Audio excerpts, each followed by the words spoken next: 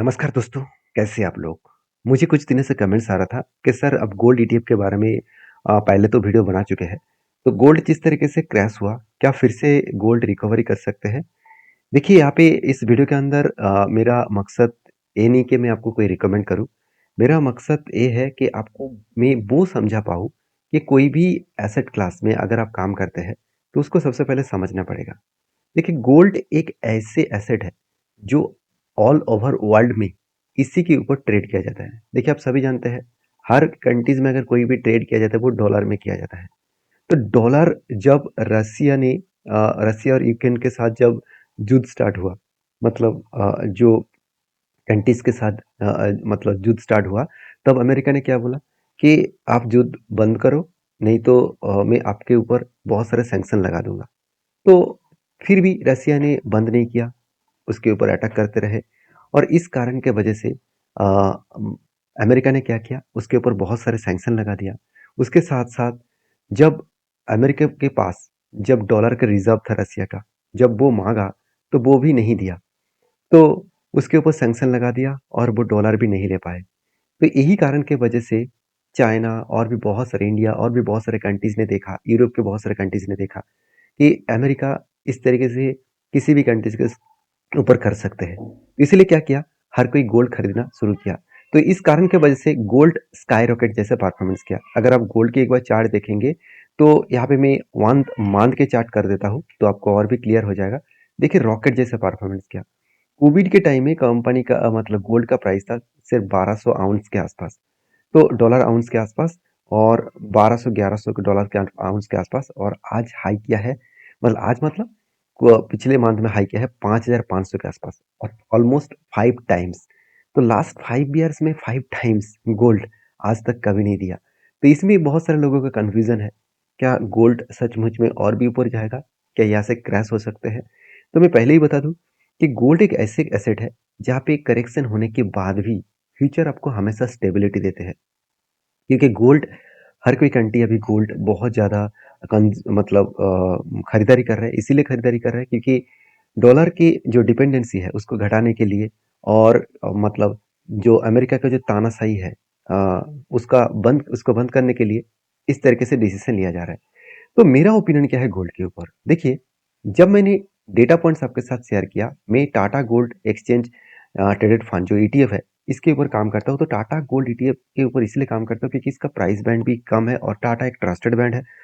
तो साथ ही साथ देखा जाए तो अगर मैं लास्ट 3 मंथ्स के डेटा देखूं तो एक रॉकेट जैसा परफॉर्मेंस दिखेगा। 3 मंथ्स में 25%, अगर यहाँ पे क्रैश नहीं होता नहीं तो क्रैश हो गया। तो अगर एक मंथ में देखूं तो बहुत बड़ा क्रैश हो गया क्योंकि जो मतलब 17 रुपीज 70 पैसे के आसपास चला था, वहां से क्रैश होकर 13 रुपीज 55 पैसे के आसपास आ गया।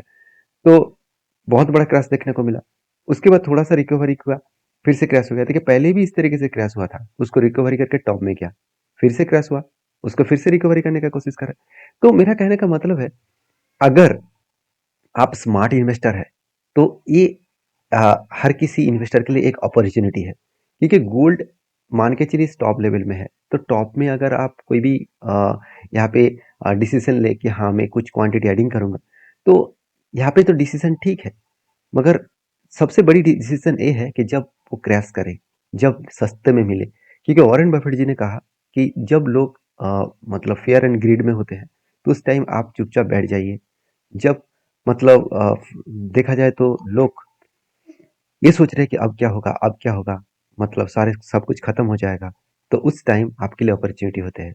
तो मैं हमेशा टॉप लेवल में काम, मतलब बहुत कम, मतलब एज ए क्वांटिटी के साथ काम करता हूँ, और जब नीचे आते हैं तो ज़्यादा क्वांटिटी के साथ काम करता हूँ। तो इसीलिए मैं ईटीएफ के ऊपर काम करता हूँ क्योंकि अगर म्यूचुअल फंड करता तो पर मंथ मुझे एक एसआईपी के मूड में काम करना पड़ता।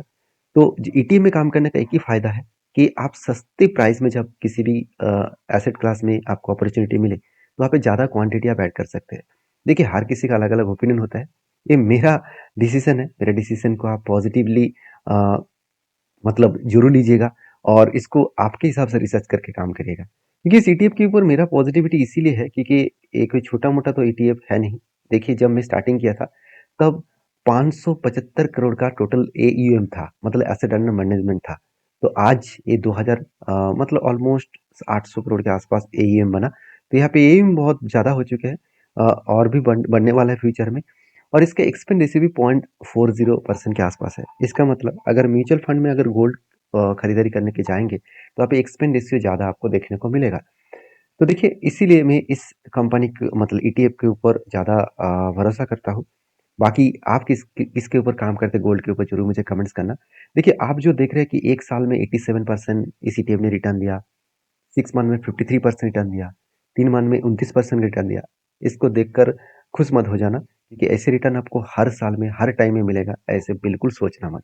ये गोल्ड ऐसे लास्ट मतलब लास्ट 5 ईयर्स में जर्नी 5 गुना दिखा दिया, इसीलिए इस तरीके से परफॉर्मेंस दिख रहा है। अगर हिस्ट्री को चेक करेंगे तो इस तरीके से परफॉर्मेंस आपको नहीं दिखेगा। तो मेन मुद्दे पे आते हैं कि अभी इस गोल्ड के मेरा व्यू क्या है।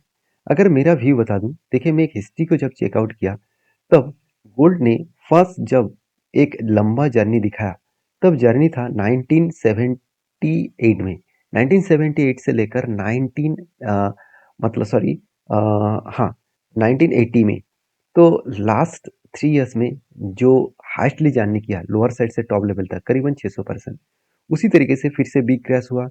बिग क्रैश होने के बाद फिर से 2000 सालों में इसका प्राइस था 207 आउंस के आसपास, और वहां से कंपनी जर्नी किया टॉप लेवल 1890 के आसपास। तो वो 700% का जर्नी था। और उसके बाद देखिए 2018 में इसका लो था करीबन देखा जाए तो 1100 क्या 1180 के आउंस के आसपास। और वहां से लेकर जो टोटल जर्नी में अगर 600% का भी देखूं, तो टोटल जर्नी दिखा रहा है करीबन करीबन 8400 के आसपास, आउंस के आसपास। तो देखिए ये मैं टारगेट लेकर चल रहा हूँ। मैं आपको ये नहीं कहूंगा कि यही टारगेट आपको इजीली मिलेगा। कुछ भी हो सकते हैं, यहाँ से मार्केट बिग क्रैश हो सकते हैं, कुछ भी हो सकते हैं।